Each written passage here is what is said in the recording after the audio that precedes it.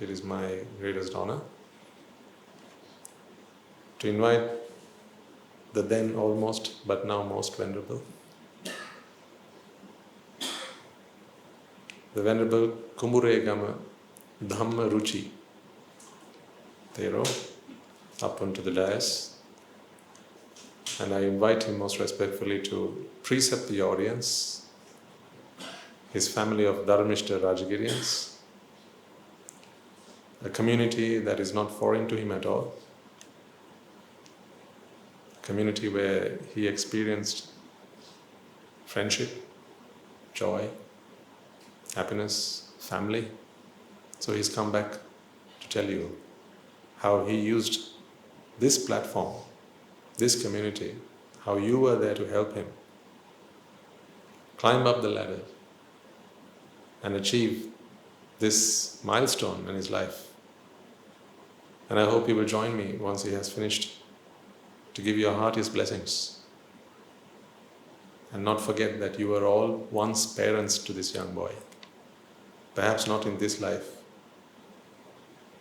but we have been through samsara for so long, ladies and gentlemen, that there isn't a soul here who's not mothered him, fathered him.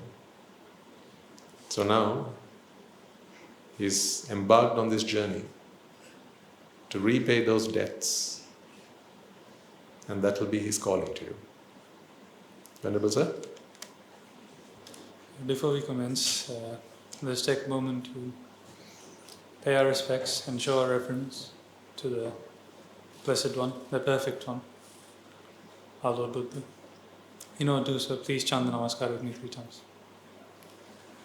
Namo tassa bhagavato arahato samma sambuddhassa. Namo tassa bhagavato arahato samma sambuddhassa. Namo tassa bhagavato arahato samma sambuddhassa. Firstly, I'd like to begin by saying I am truly humbled to be in your presence and to have the opportunity to speak to you, the Dharmishta Rajagiriyans. It truly is a blessing for me to be able to, I guess, for the first time to speak to an audience, and for it to be you, my mothers and fathers, for I think almost a year. I'd like to take this opportunity to thank you on behalf of a certain group of people, namely being the people who are behind the camera.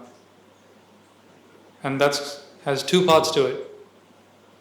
The first being, if you go through the portal that is the lens of the camera and come out the other end, which tends to be a screen of your phones, your tablets, your laptops and whatnot, are your own brothers and sisters, the people who join this sermon online. Many thousands of them. And to that group I used to belong to. Because as you know, when I was living in Australia,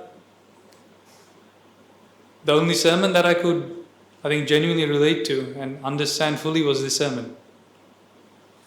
Though my parents were connected with the monastery and they were listening to Guru Namdhara's sermons, my Sinhala wasn't developed enough to be able to understand those fully. And so when the opportunity and this sermon came around, this was my first proper foray, I guess, into the Dhamma, and to actually be able to understand it. And so I have to thank you for that, because if it wasn't for you, this sermon wouldn't exist. It's because of your merit power that this sermon exists. It's because of your merit power that Swaminathan can speak such vibrant, colourful and deep Dhamma points. And it's because of your presence here that this sermon has become such a vibrant and creative place. I can tell you from experience, because in the monastery I'm connected with the media department, that when we take recordings of sermons, for example, if it's just a monk speaking to the camera, compared to a sermon where it's done to a live audience, the difference is night and day. And so for a sermon to be truly successful, at least 75% of that comes from the audience. And so, even though there's many behind the camera, it is always the live audience who make the difference. So I have to thank you once again for making that difference and making this sermon such a listenable experience. Because as a layperson, I was not someone who was, I guess, fond of the Dhamma. Though my parents tried to force me to listen, I was never agreeable. But when this sermon came about, my father recommended me, say, there's this new English sermon, maybe give that a try. I reluctantly said yes. And because that day I reluctantly said yes, I'm sitting here now as a monk speaking to you. And that is wholeheartedly because of you. And again, I thank you for that. My ordination is because of you. And that brings me to my second point, which is the second group of people behind the camera. The Anagarika Mahathas who've come before me, who've come here to help set up this sermon, to help set up the camera, to drive Swaminathan here. All of our ordinations, I think there's about 10 of us now, maybe more. It's all because of you, again. It's because you've created this environment where we can come here and to earn merits, to get ordained and to attain Nibbāna. It's because of this environment you've created that we can come here and do this. As a layperson, I was a photographer for some time, but videography I never dabbled in, I guess. But because of this sermon, I had the opportunity to learn how to record videos and to be able to record a sermon. And I guess because of that, I was able to earn merits, not just here, but all over the monastery. And so through those merits, I am now sitting here speaking to you. After coming to Rajagiriya and coming to Gateway, I was able to develop my personal skills, my attributes, thanks to you. As a layperson, I was very shy. I remember when we had to do a presentation in school, I skipped. I didn't go to school because I was that scared of speaking to people. I mean, my own classmates, I couldn't speak to.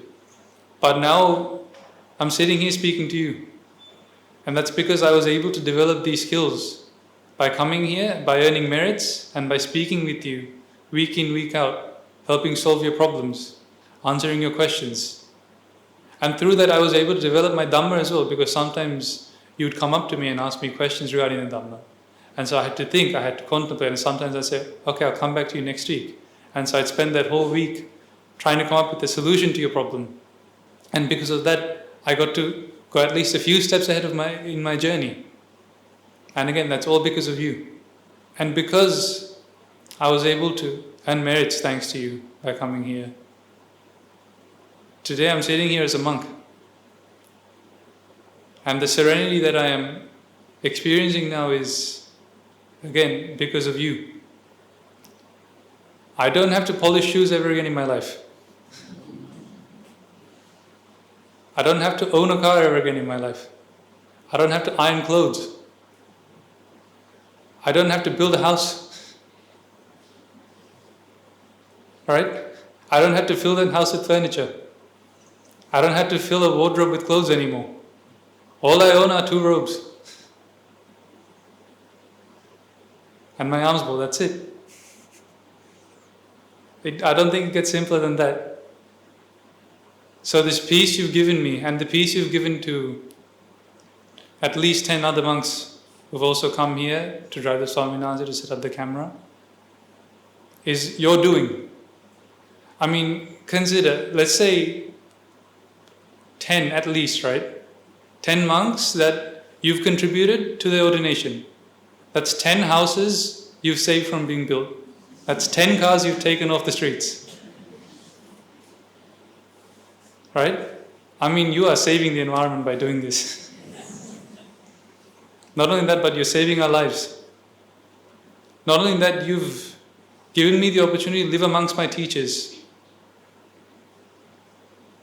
Even now, currently, my current personal teacher used to be one of the Anagarika Mahatas who used to drive Swami Nansi to Gateway.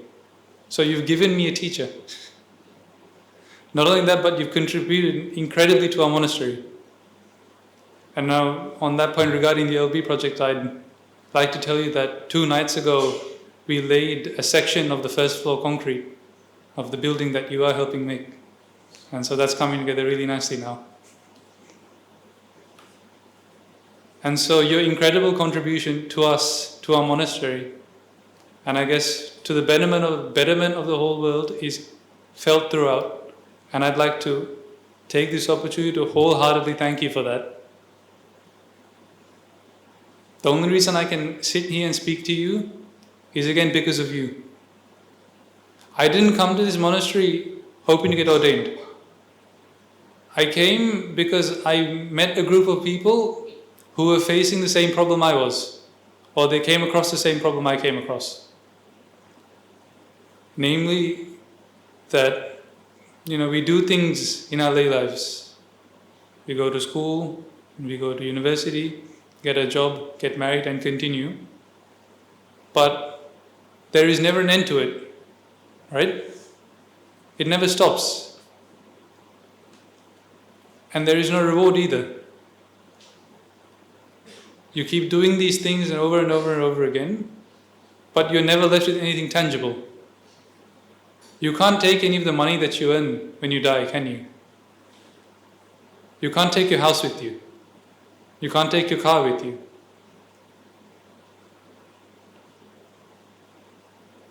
The only thing you can take is your merits.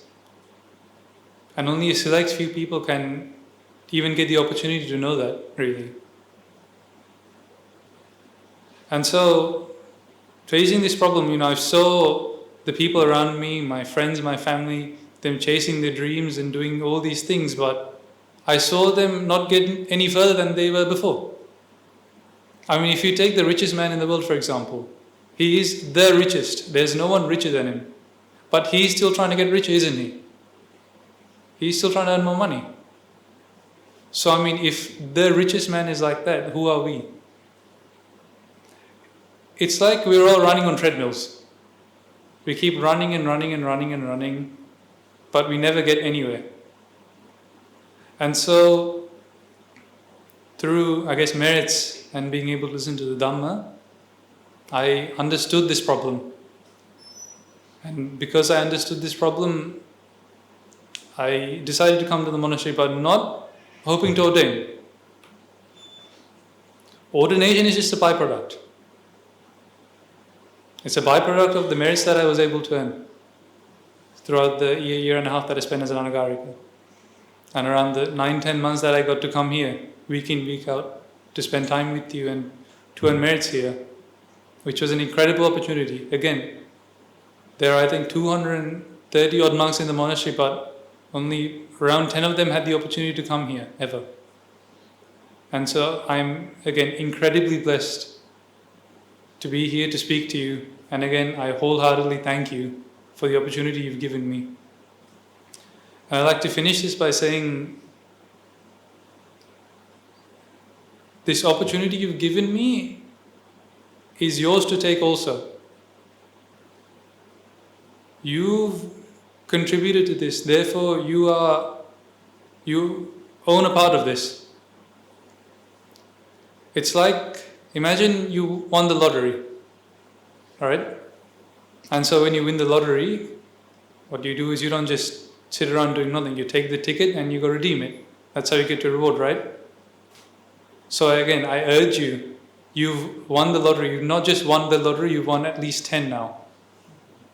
There's at least 10 people you've contributed. There's many more as well.